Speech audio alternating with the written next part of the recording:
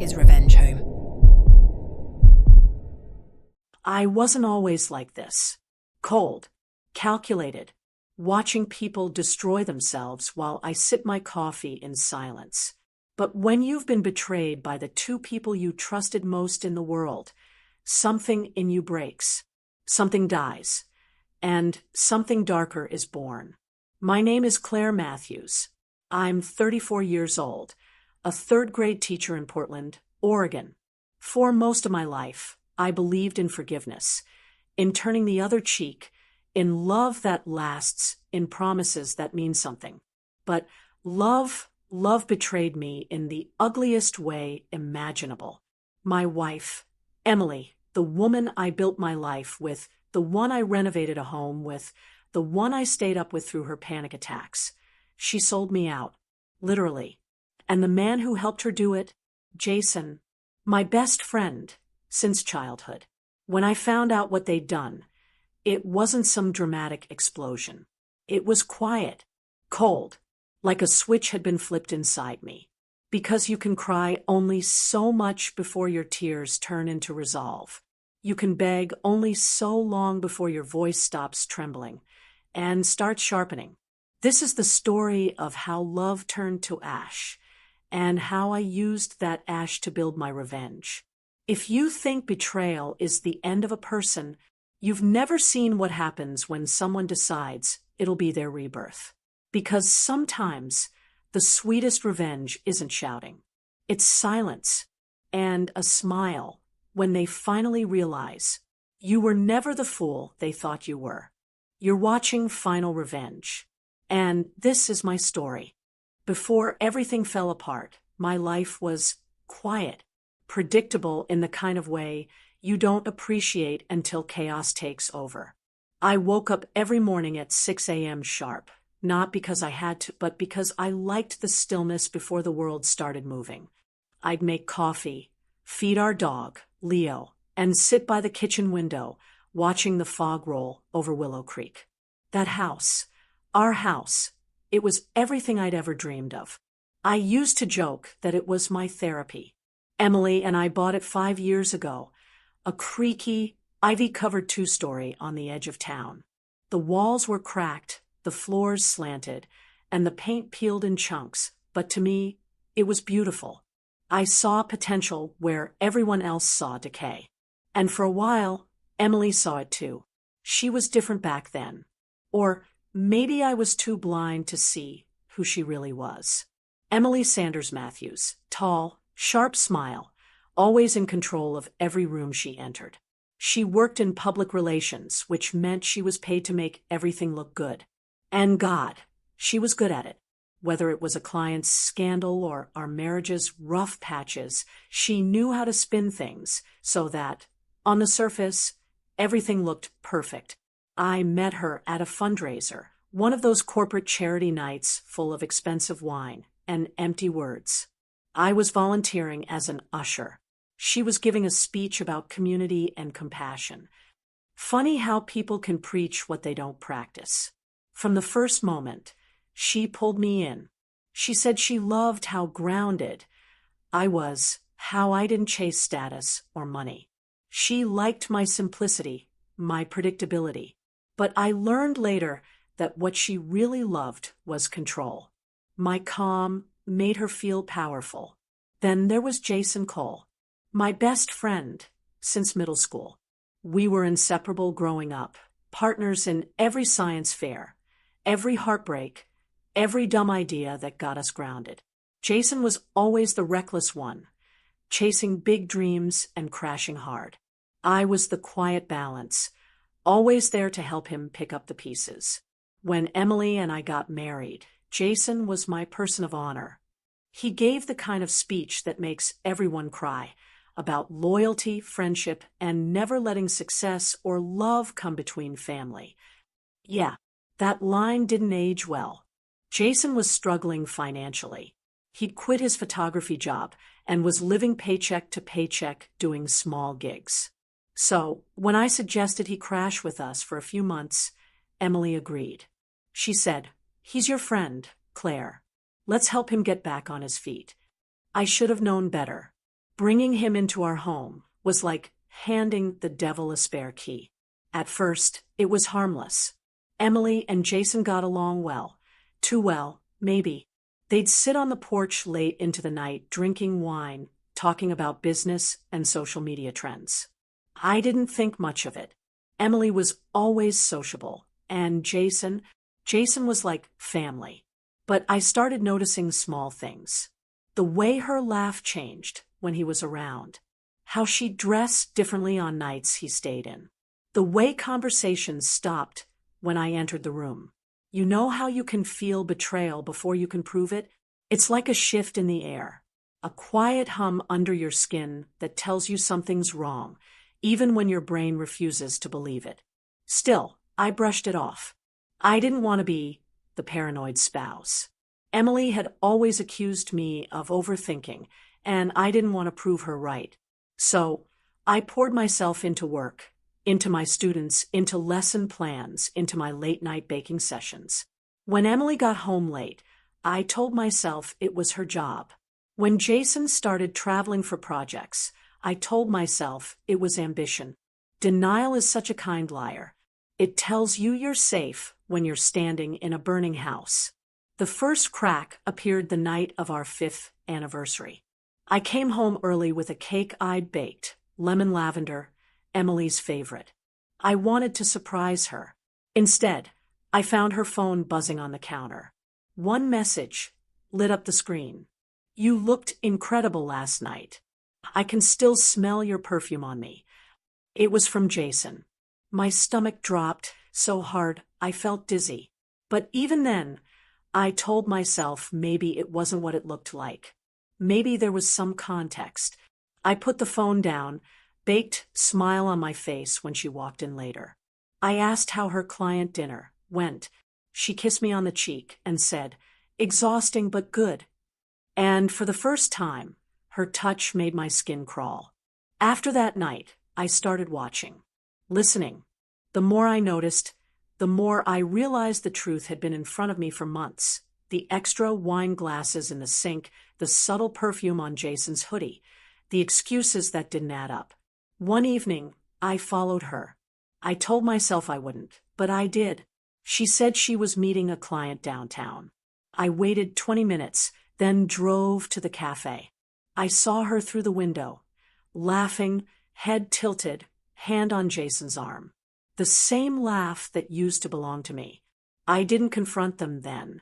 I just sat in my car, gripping the steering wheel until my knuckles went white. I couldn't cry. I couldn't scream. I just stared. Because that's when it hit me. Betrayal doesn't always arrive like thunder. Sometimes it comes quietly, like a familiar song that suddenly stops meaning anything. But that wasn't even the worst of it. Finding out about the affair. That was just the warm-up. The real betrayal came later. When I discovered that while I was holding our life together, Emily and Jason were already building theirs with my house. I didn't know it yet, but my name, my signature, was already gone from the title deed of Willow Creek House. My home, my peace, my heart. And when I found out how she did it, I realized this wasn't just infidelity. It was premeditated destruction. That's when something inside me started to shift. The quiet, forgiving woman I used to be, she began to fade. And in her place, someone colder, sharper, and far less patient started to rise. For weeks after I saw them together, I carried the secret like a stone in my chest. I went to work. I smiled at my students. I made dinner. But inside, something was corroding. Emily had no idea I knew. Or maybe she did, and she was daring me to say something. Her tone got sharper, her patience thinner. Little things became arguments. The wrong towel, the way I folded the sheets, the time I spent journaling. It was like she wanted me to explode first, so she could play the victim. Jason had moved out by then, or so he said. But his things were still here. A jacket on the couch, a toothbrush in our bathroom, his camera bag tucked neatly by the stairs. He dropped by when Emily was home alone. Sometimes I'd come home and see his car parked across the street, engine running. I started keeping my voice memos again, not just journaling, but recording, because something told me I was going to need proof someday. The first major sign came in an email from the bank. A routine property verification message. I almost ignored it until I saw the words. As the secondary owner, please confirm recent transfer authorization of the Willow Creek property.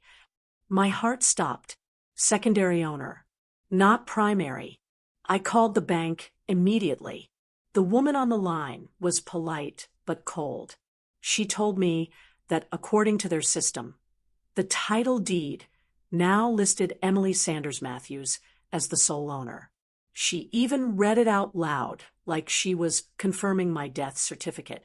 It appears the transfer was digitally notarized on June 2nd, signed by both parties. Both parties. My name. My signature. Except I had never signed anything. I hung up without saying goodbye. I just sat on the kitchen floor, staring at the tiled pattern until my vision blurred. This wasn't just betrayal anymore. It was theft. And it was premeditated. I went through our documents, drawers, folders, even the safe. The original deed was missing. So were the property insurance papers. Everything that mattered had vanished. Emily came home that evening humming a song. She poured herself a glass of wine, looked at me, and smiled like nothing had changed. Rough day, she asked. I wanted to scream, but I didn't. Not yet. Instead, I smiled back. And in that smile, a plan began to form, even if I didn't know it yet. Over the next week, I played along. I pretended to be distant, distracted the way guilty people expect the wounded to behave. And Emily? She leaned into her role as the calm, rational one. She'd pat my arm, call me sweetheart, tell me to get some rest. Every word made me sick. But what truly shattered me was Jason. He called one night out of nowhere, said he missed how things used to be. There was guilt in his voice. Not enough to confess, just enough to try to soothe his conscience. You know, I'll always care about you, Claire, he said. Emily's just confused. We didn't plan for this to happen. My hands trembled so hard I had to press them into my thighs to steady them. Didn't plan. I said, Jason, you were in my house. You sat at my table. You called me family. He was quiet for a moment, then sighed. It's complicated. That line, it's complicated, was the final straw. It was his way of saying, we hurt you, but not enough to take responsibility. I started connecting dots. Emily had been asking for access to my digital IDs months earlier, under the guise of simplifying joint management. I'd trusted her completely. And Jason? He worked freelance but was tech-savvy enough to know how to replicate a signature digitally. Together, they'd set me up. Every email, every document, every login had been used against me. And I knew if I confronted them too soon, they'd twist it. They'd gaslight me into believing I was paranoid, emotional, unstable. So, I did something they didn't expect. I became quieter, colder, more observant. I met with Megan Foster, my old college roommate, now a lawyer. We met at a quiet cafe. She listened without interrupting, her face unreadable. When I finished, she said only one thing. If she really forged your name, she's committed a felony. But we need evidence. Evidence. That word became my obsession. I checked the property records again. The digital notarization came from a known third-party firm. Megan got a subpoena to verify the IP address used for the signature. And guess what? It traced back to Emily's office computer. I should have felt vindicated. Instead, I felt numb, because proving it didn't undo the betrayal. It just confirmed that the person I loved most had turned me into her mark. Then came the dinner, the one I'll never forget. Emily invited a few friends over to celebrate new beginnings. Jason was there, of course. He sat across from me, pretending not to notice my silence. Halfway through dinner, Emily raised her glass. To freedom, she said, smiling at Jason, and to taking control of our lives. Everyone laughed, assuming it was some motivational thing. But I knew what she meant. I excused myself, walked into the kitchen, and gripped the counter so tight I thought I'd break it. My breathing came out ragged. My hands shook. Something inside me cracked. All the quiet endurance, all the holding it together. It exploded. I stormed back into that dining room, voice trembling, but loud enough to silence the laughter. You want freedom, Emily? You already took it. You took everything. Everyone went quiet. Forks froze midair. Jason's face drained of color. You forged my signature. You sold my house. You're sleeping with my best friend. Emily stammered. Jason stood, hands raised. But I didn't stop. You wanted me small, didn't you? Easy to manipulate. The quiet teacher who'd never fight back. Well, guess what? That woman's gone. I picked up my glass, slammed it onto the table, and said, You'll regret every second you thought I wouldn't fight for what's mine. Then I walked out, left the dinner, the noise, the fake apologies behind. That night, I didn't sleep. I sat on the floor, with Leo beside me, whispering over and over, You're done being silent. That was the night my revenge truly began. You think you've hit rock bottom, until the floor gives way beneath you. I thought the dinner was the worst of it, that the humiliation of seeing their faces and hearing my own words echo in that stunned room would be the lowest point. But I was wrong. The real betrayal came 3 days later. It started with an envelope taped to my front door. My home, what used to be my home. There was a red sticker across the top. Notice of sale, final confirmation. I opened it right there on the porch, hands shaking in the cold. It was official. Emily had finalized the sale of the Willow Creek house. The closing was scheduled for the following week. She hadn't just stolen my signature. She had sold the home already behind my back without a word. I remember sinking down on the steps, clutching the papers against my chest. The neighbors probably thought I was drunk or sick, but I wasn't. I was just hollow. That house wasn't just property. It was where I kept pieces of myself. The kitchen walls covered with students' handmade cards. The garden where Emily and I planted rosemary our first spring together. The bedroom where I planned for a future that was never real. Now it was gone. All of it. I called Emily over and over. No answer. I texted. You went through with it. After everything. The reply came hours later. Claire, please stop this. You're making it harder than it needs to be. I've moved on. You should too. I've moved on. The words didn't even sound human to me. They sounded rehearsed, detached, like a line she'd practiced. That's when I realized she didn't just want to win. She wanted to erase me. And Jason? He disappeared. Deleted his accounts. Changed his number. Coward. I sat in that empty house for hours that night. Every echo from the walls reminded me that everything I'd built had been turned into profit for someone else's escape. It was so cruel it almost felt deliberate. Because it was. The next morning, Megan called me. Her tone was urgent, but steady. Claire, you need to come in. I found something. When I got to her office, she slid a file across the table. Inside were digital transaction logs, emails, transfer receipts, and one notarized video verification. The notary service had required Emily to record a short video to confirm the sale.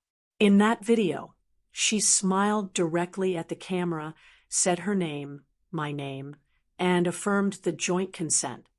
Except, in the background, you could hear Jason's voice prompting her on what to say.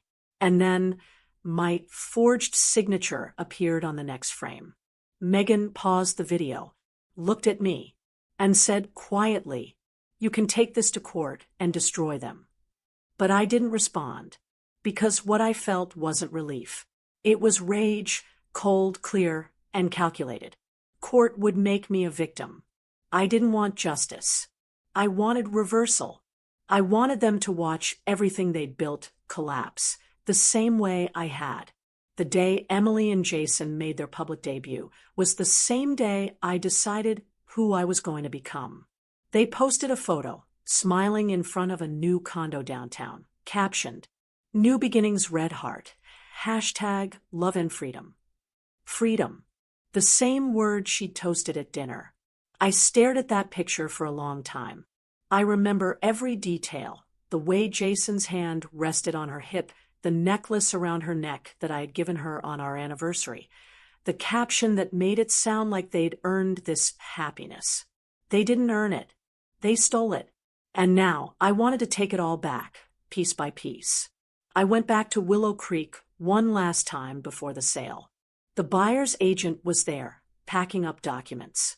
She recognized me and said awkwardly, "Oh, Mrs. Matthews, Emily mentioned you wouldn't be coming by."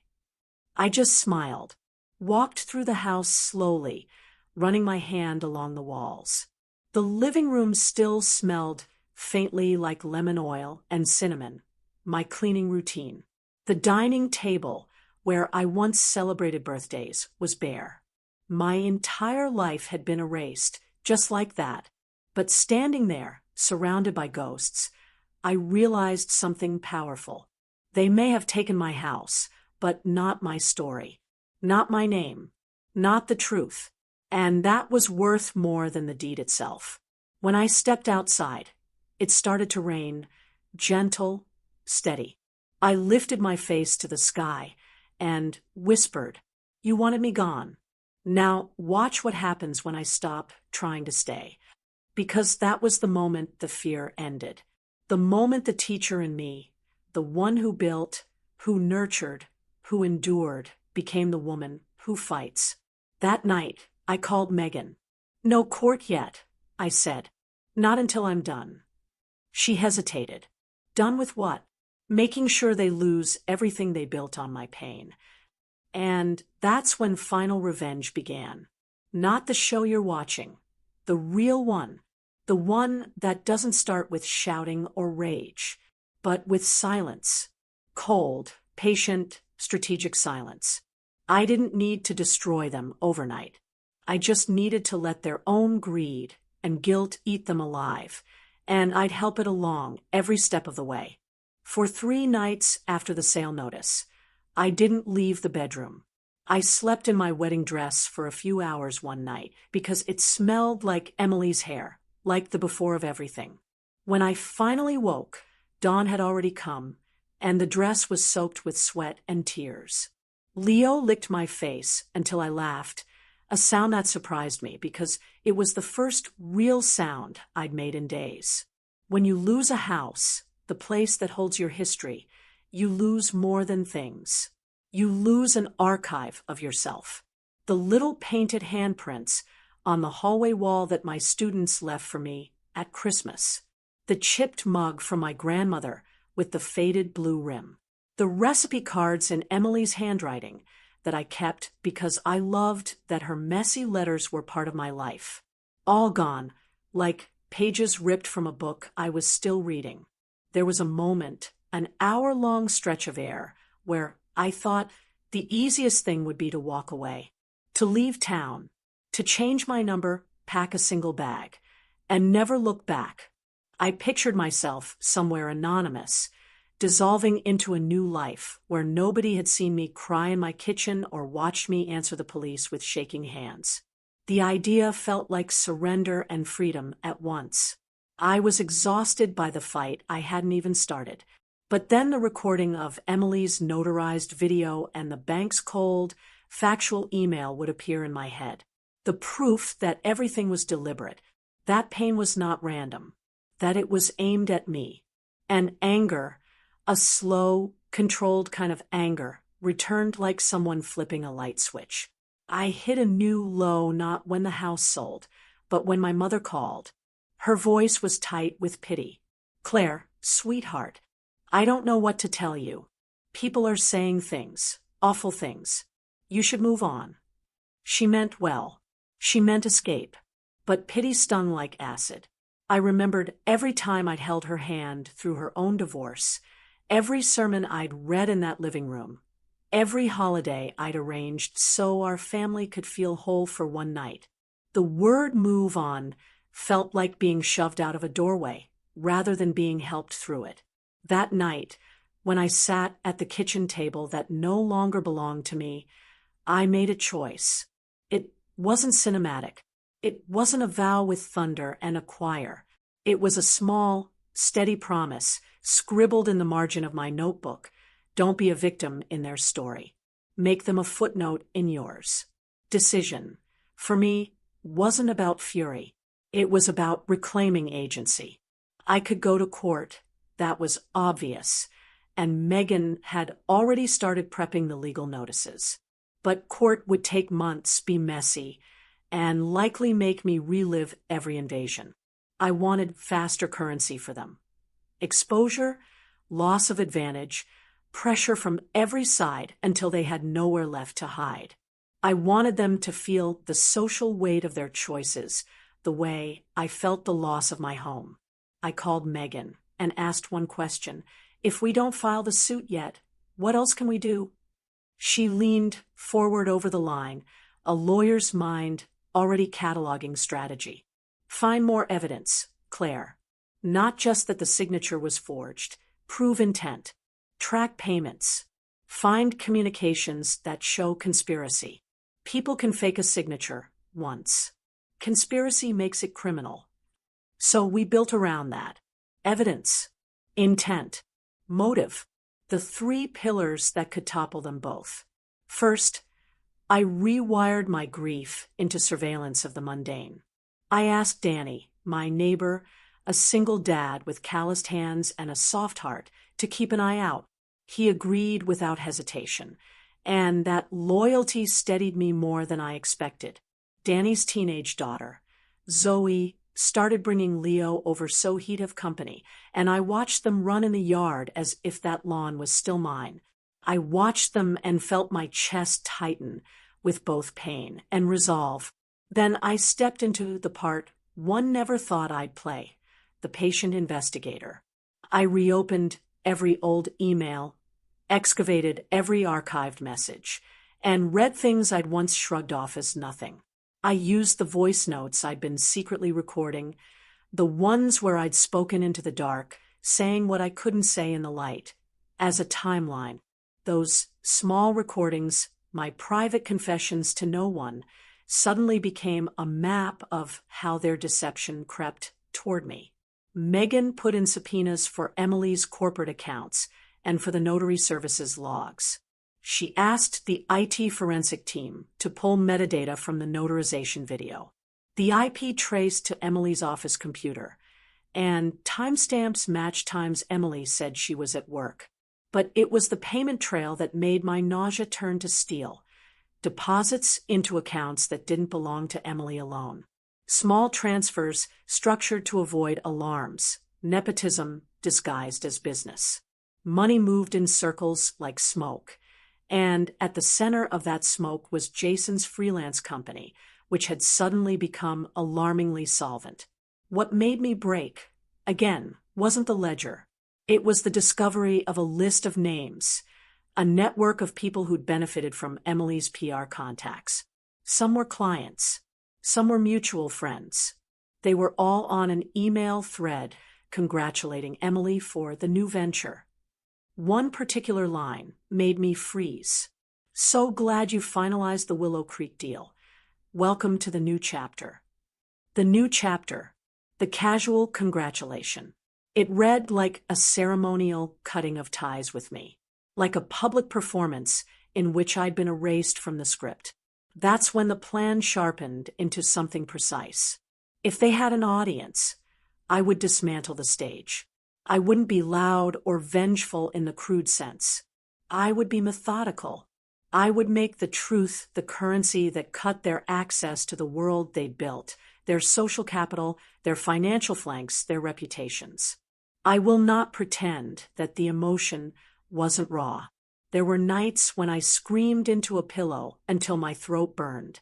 There were other nights when I sat very still and thought only of how to keep going for the small people who relied on me, my students, my mother, Leo. Those quiet responsibilities anchored me. They made me choose dignity over self-destruction. I knew I had to control the tempo. If I acted too soon, they'd hide things. If I waited too long, I'd run out of momentum. So I built a two-track approach.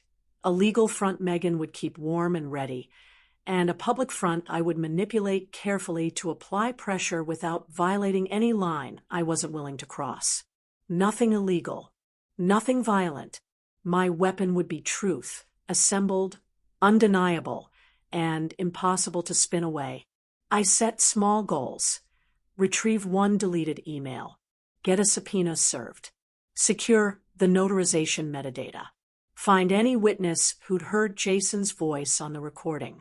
Each small victory felt like a match struck in a dark room. Slowly, light grew. The rage calmed into a relentless, efficient force. Finally, the hardest part of the decision.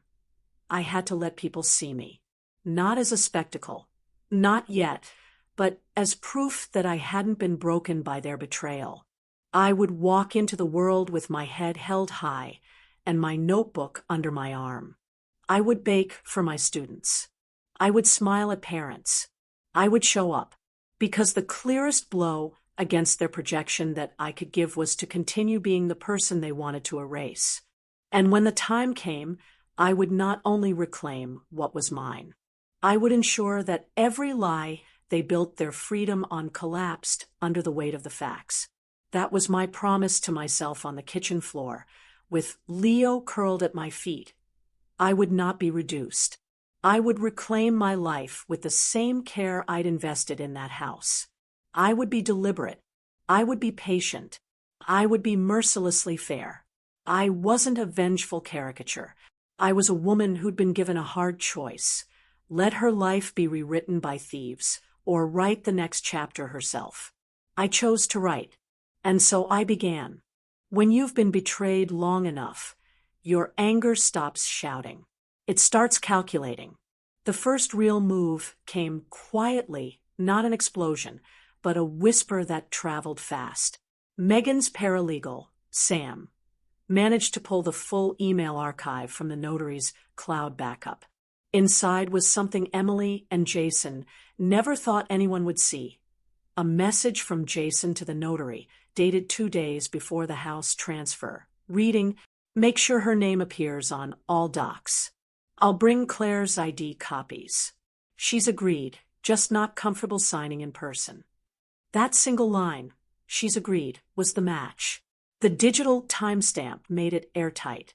They'd used a photocopy of my ID from a previous joint document and forged my consent. It was criminal fraud, not a misunderstanding. Megan stared at the screen, then back at me. "Claire, this is enough to file. You can press charges." I nodded slowly. "Not yet." "Why not?" "Because I want the world to know before the police walk in." I started with the people they cared most about, their audience.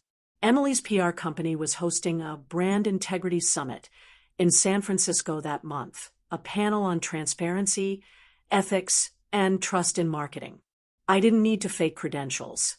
I just needed timing. I scheduled a quiet meeting with a journalist I'd once helped during her research on literacy programs, a woman named Kate Mulroney. She owed me nothing, but she remembered my kindness.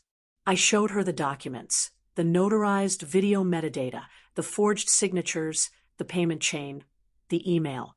She stared at them for a long time, then said softly, "This is fraud, Claire. Corporate, personal, reputational. If I run this, it'll destroy her." "Then make sure it's true," I replied. "And make sure you get Jason's name right, too." Kate promised she'd vet everything. She wasn't a sensationalist. She was surgical. That's what I needed, precision, not noise.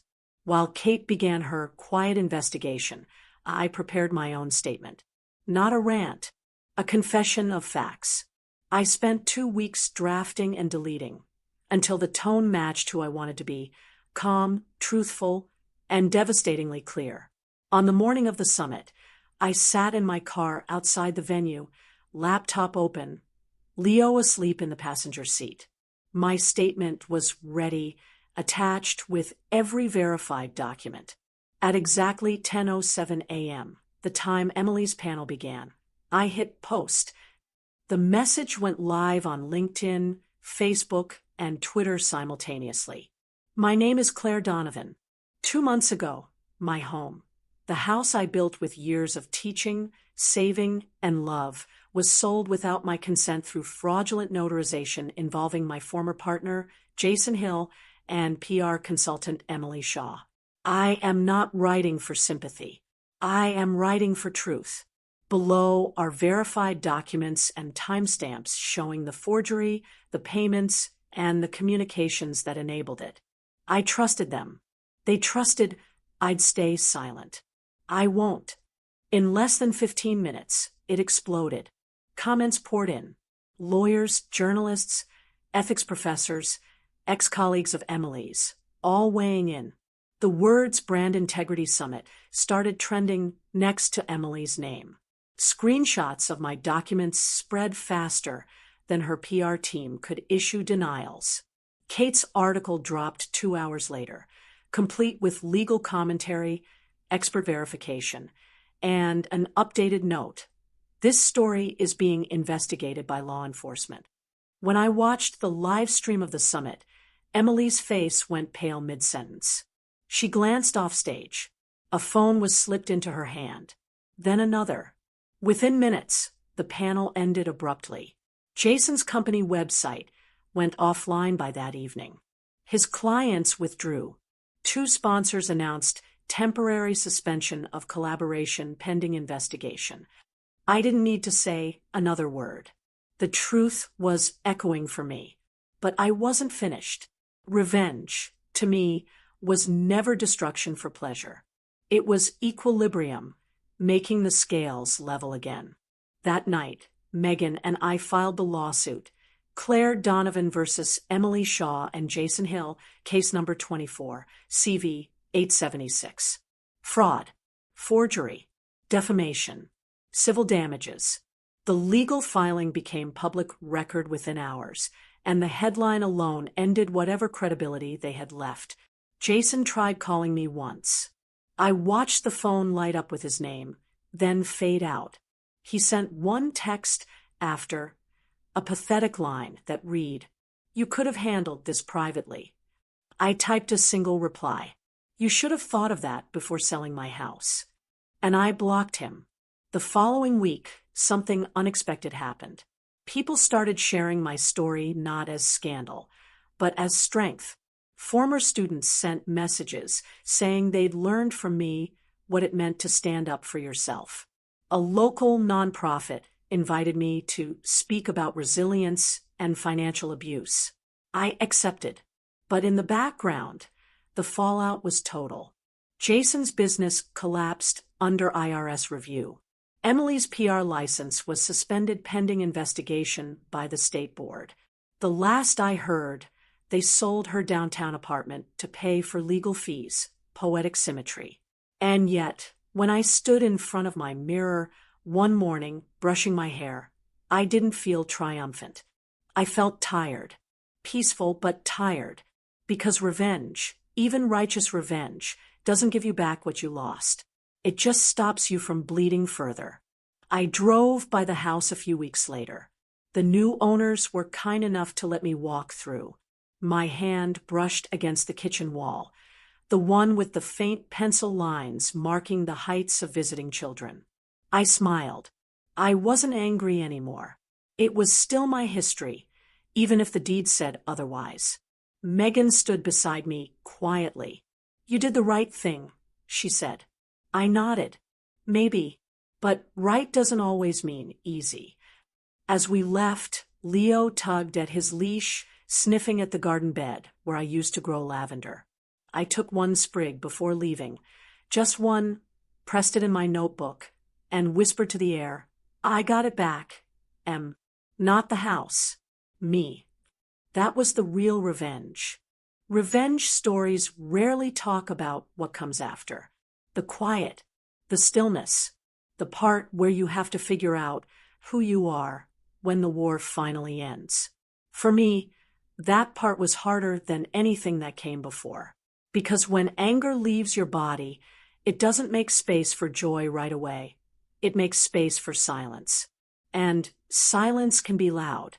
I moved out of the city a month after the lawsuit hearing. Megan helped me find a small cottage near the coast. Not big, not flashy, just peaceful. It had a porch facing the water.